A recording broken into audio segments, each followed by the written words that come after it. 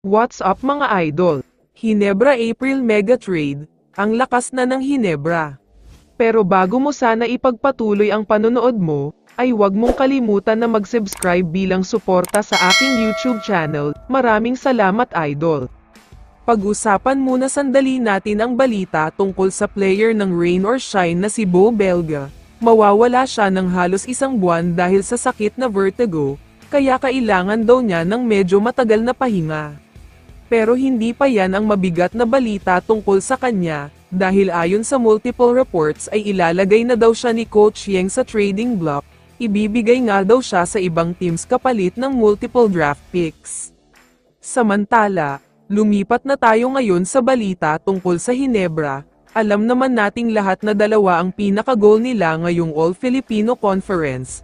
Una na nga sa listahan ay ang makakuha na daw sila uli ng kampyonato. Pero kung hindi nga daw papalarin, ang second goal nila ay mapigilan ang TNT na makapag-Grand Slam, kung magkita daw sila sa quarterfinals o semis. Revenge talaga ang gusto ng Hinebra dahil maghihiganti daw talaga sila. Kaya naman ang plano ng Hinebra ngayon ay kumuha ng malakas na players na talagang kailangan nila sa lineup. Ang pinaka-missing piece o kulang na lang talaga ay isang solid na big man na sobrang unstoppable talaga. Kaya naman ayon sa mga reports, nakikipag-usap na daw si Coach Tim at ang Hinebra Management sa Northport, dahil gusto daw nilang makuha ang playing rights ni Greg Slaughter. Sobrang malaking bagay daw kasi siya.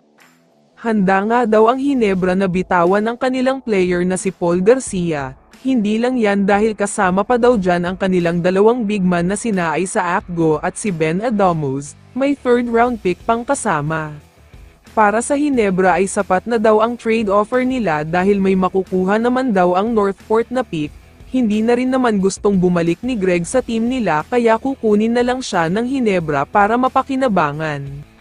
Ito na siguro ang biggest trade ngayong April, dahil nga mabigat na pangalan ang involved sa trade na ito. Kahit matagal nang wala sa PBA si Greg Slaughter ay sikat pa din naman siya, at isang star player pa din naman kung maituturing. Sa tingin ko naman ay malaking bagay siya sa Hinebra dahil sa height niya, kumpleto na sila mula sa guard position, matindi din ang mga nasa forward position, at syempre mas magiging solid dahil malakas at malaki na ang center nila.